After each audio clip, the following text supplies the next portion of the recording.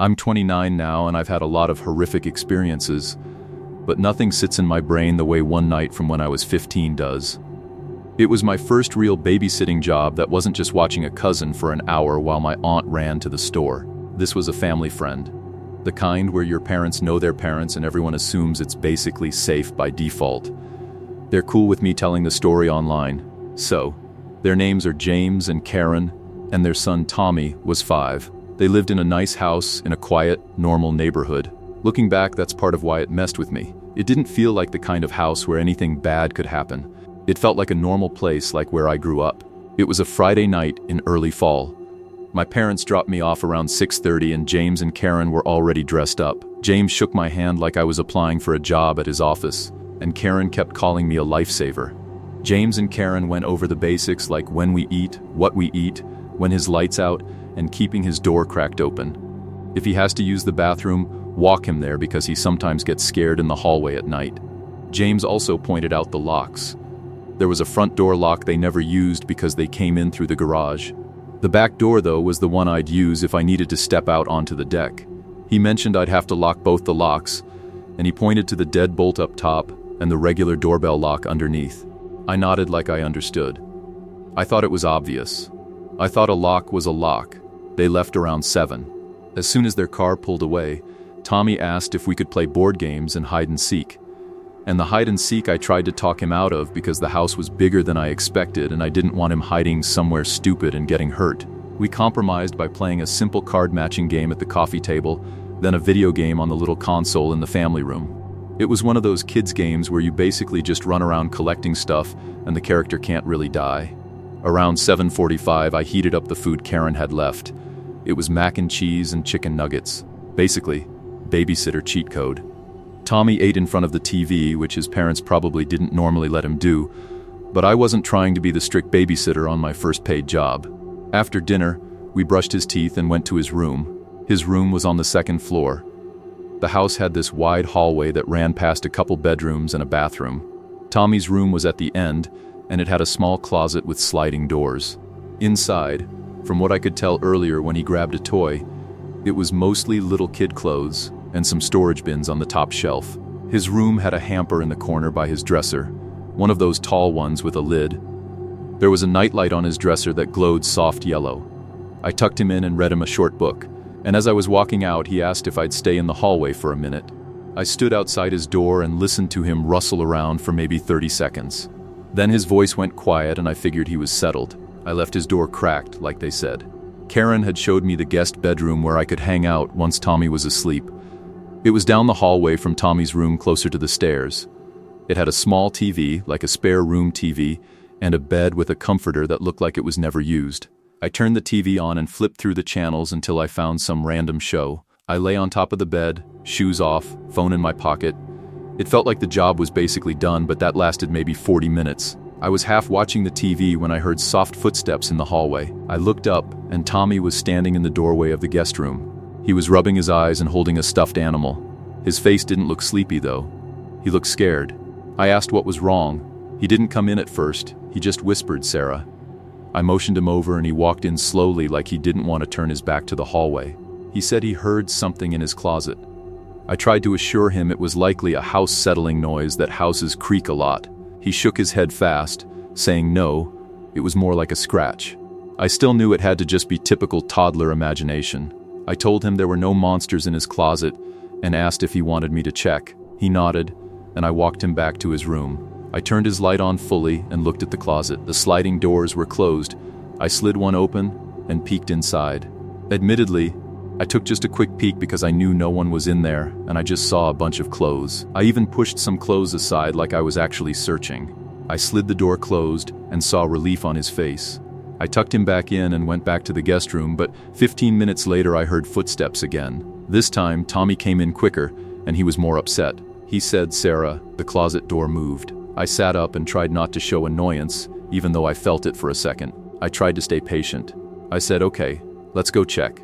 We walked back down the hallway, and when we got to his room, I stopped in the doorway. The closet door was fully open. One of the sliding panels was pushed all the way to the side.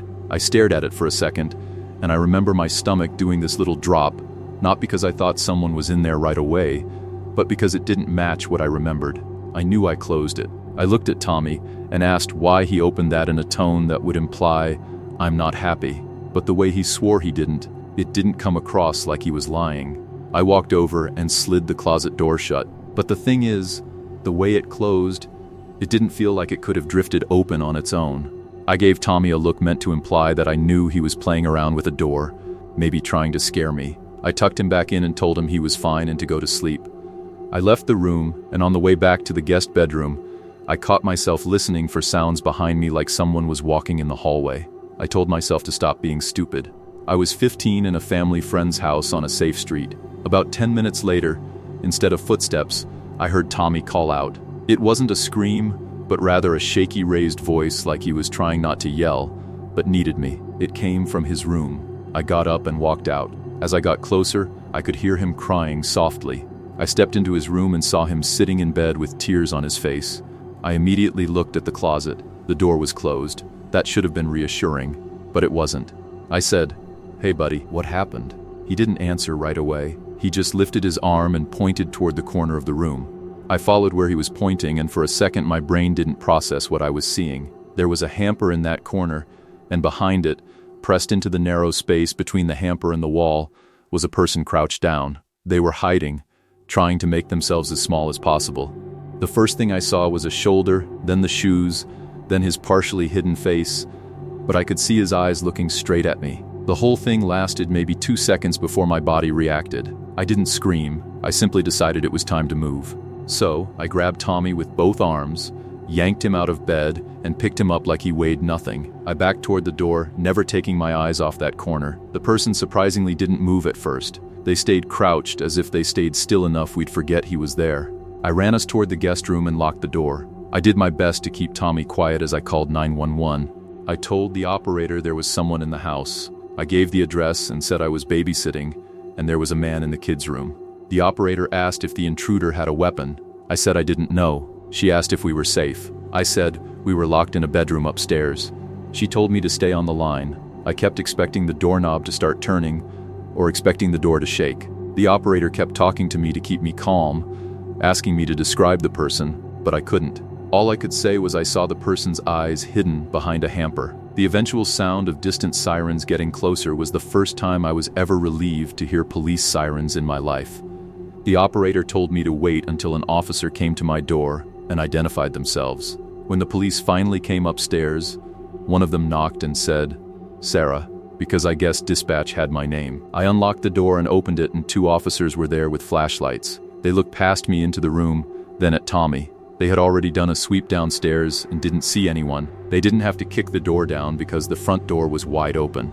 They checked every possible hiding spot in the house. Whoever it was had left. They said based on the timeline he probably slipped out fast when I ran, went down the stairs, and ran out the front door. When James and Karen got home, they arrived to the police cars outside and officers in their living room. A lot of emotions filled the room for sure.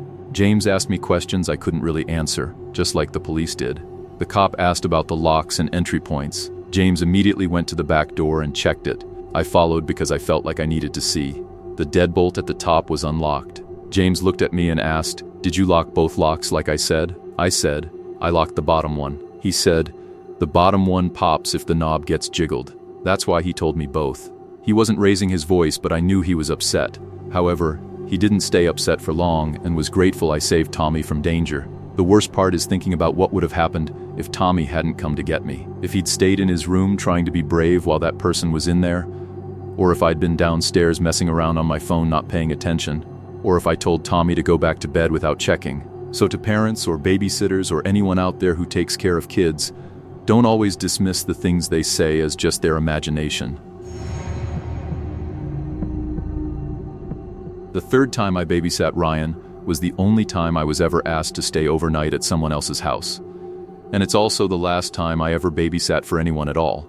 I was 17, a senior in high school, and I had already watched Ryan twice before. He was 8, quiet, and the kind of kid who didn't really look at you when you talked to him. The first time I met his mom, she told me he was a loner and mostly kept to himself, so I shouldn't expect much interaction. She said that like it was a good thing, like it meant the job would be easy, and honestly, The first 2 times kind of were. I barely had to do anything besides heat up food and remind him when it was time to get ready for bed. He'd just sit in his room playing video games like Grand Theft Auto for hours. The third time was different because his mom asked if I could spend the night. She said she had to be out of town for work and wouldn't be back until late the next morning. She sounded stressed on the phone, like she didn't have many options, so I said yes. I figured it would be the same as before, just longer and more money. When I got to the house that afternoon, she rushed through the instructions at the kitchen counter while Ryan was already upstairs. She said there was frozen pizza in the freezer, and he usually fed himself breakfast cereal, and I could sleep in the extra room at the end of the hallway. She thanked me like 3 times before she even left. When she did, I called up the stairs to let Ryan know I was there, even though he already knew, and he just yelled back a short, "Yeah," without coming down. For the next few hours, I barely saw him. I could hear the video games through the ceiling, the sounds of gunshots and cars crashing in his game. At one point, I went upstairs to check on him and found him sitting on the floor of his room, controller in hand, eyes locked on the screen. He didn't look away when I asked if he was okay. He just nodded while staring at the TV. I went back downstairs and tried to watch something in the living room, but it felt weird being in someone else's house overnight. Around 7, I made the pizza and called Ryan down. When he came down, he didn't say hi or anything. He just grabbed 2 slices, looked at me with this expression I still can't fully describe, like I'd done something to annoy him just by existing, and then went back upstairs, without a word. He was acting unfriendlier than usual this time.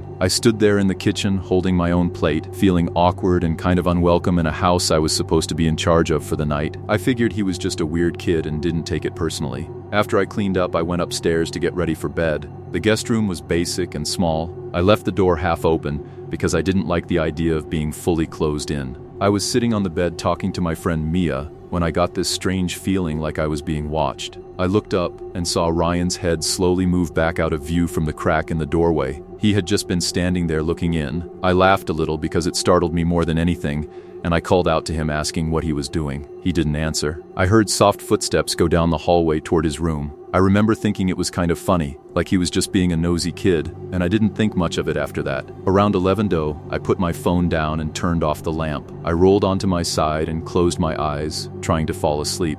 I don't know how much time passed before I felt like I wasn't alone in the room. I opened my eyes and saw a dark shape at the foot of the bed. It took a few seconds for me to process that it was someone standing there. I let out a scream before I could stop myself and scrambled for the lamp. When I turned it on, I saw Ryan standing at the end of the bed, completely still. The look on his face is still hard to describe. He looked annoyed, yet also scared or regretful of what he was about to do. Both of his hands were behind his back. I sat up and asked him what he was doing in there. He didn't answer. I told him to show me what he had behind his back. He shook his head no, still not breaking eye contact. That scared me more than if he yelled or cried. I got out of bed and moved toward him, telling him he needed to go back to his room. When I reached him, I grabbed his arm and turned him slightly, and that's when I saw the handle of a large kitchen knife in his hand. That's when I screamed again and covered my mouth with my hand without even meaning to. I yelled at him to get out of the room, to go, to leave. My whole body was shaking. He didn't argue. He just ran out into the hallway, still holding the knife. I rushed to the door, slammed it shut,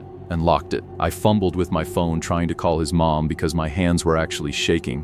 When she answered, I could barely get the words out.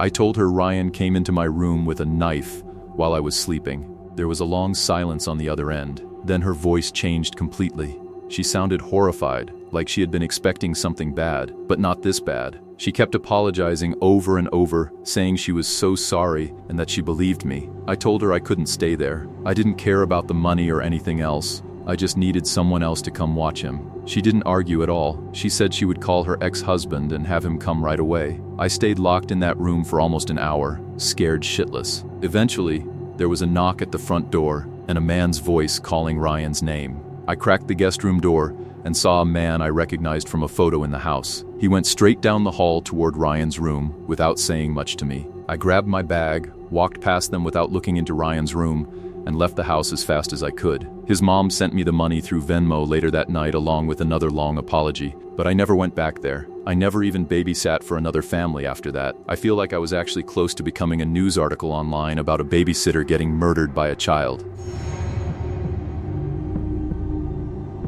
I was 21 when my brother asked me to watch his kids overnight while he and his wife went to a wedding a few hours away. I had babysat my niece Lily and my nephew Noah plenty of times before, so it wasn't a big deal. Lily was 6, quiet and sensitive, and Noah was 9, more talkative, but still easy. They live in a normal suburban house in a quiet neighborhood, not far from our childhood home. My brother walked me through the usual routine before they left, since this time I'd be staying overnight. Leftover Chinese food for dinner and no scary shows, and bed by 9:00. He reminded me Lily sometimes got nervous at night and might call for me once or twice. After they left, the kids and I ate in the living room and watched a movie. It felt like a completely normal night. Around 9:00, I took them upstairs. Their bedrooms were across the hall from each other with a bathroom in between. I tucked Lily in first. She asked if I'd leave her door open a little and keep the hallway light on. Noah just rolled over and told me goodnight like he was already half asleep. I went downstairs and turned on the TV, keeping the volume low so they wouldn't hear. Around like 9:30 to 10:00, I heard footsteps upstairs.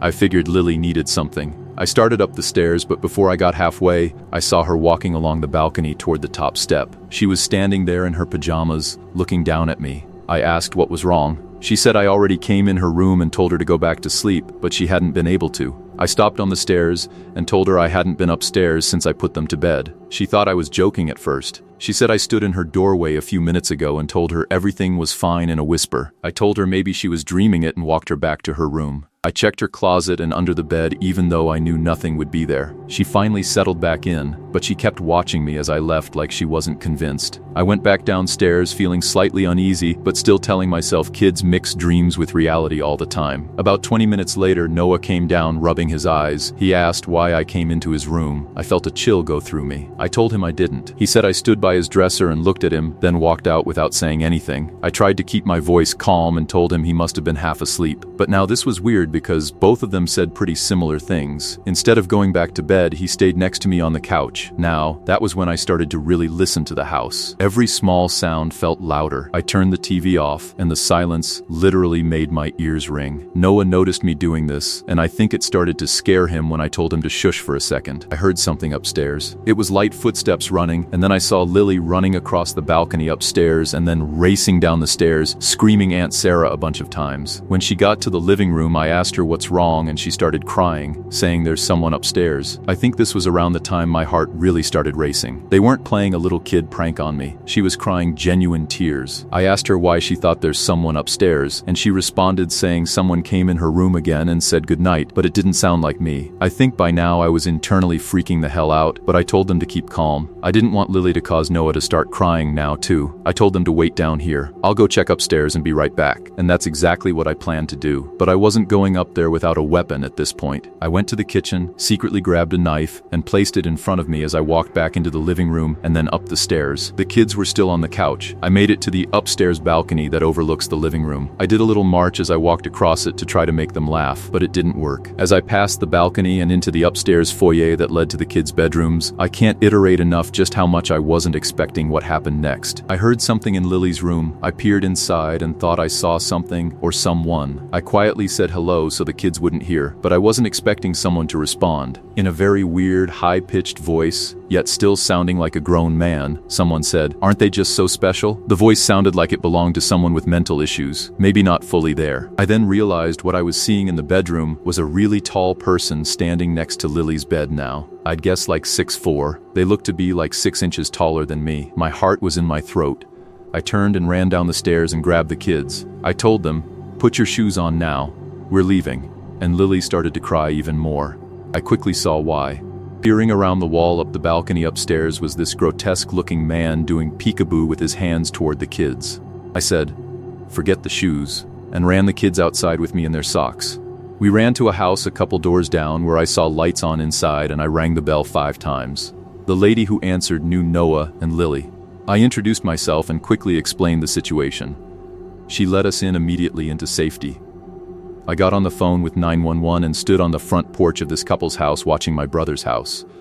And as I saw that man casually strolling out of the house, walking down the walkway into the darkness of the street in the opposite direction, the 911 operator told me not to engage him in any way and that officers would be there soon. But boy, do I regret listening to that operator. I should have followed that creep down the street. But realistically, I didn't know if he was armed or not, and based on his voice, I choose to believe it was some mentally ill person who simply walked right into the house. I stayed on the stoop, watching the man until he disappeared down an intersecting street, and I told the operator which street it was. She kept making it seem like the cops would be heading down that direction, but it took so long for them to arrive that by then, that man was gone, possibly into one of the houses in the vicinity for all anyone would know. I wasn't happy with the response time, and I let the police know that. I went into my brother's house with them to investigate, and nothing seemed out of the sorts, nor was anyone else inside. Of course, given the circumstances, I drove the kids home to my parents' house with me that night to sleep there. We weren't going to sleep in that house that night regardless. And of course, there was somehow blame put on me that the one night I was watching them, someone breaks into the house. However, I firmly believe that man was in there before I even got there. I did not go needlessly unlocking doors or anything like that. Ever since then, my brother and my sister-in-law have been nuts with the security cameras. They have at least 6 all over the house, inside and out. But honestly, who can blame them after this?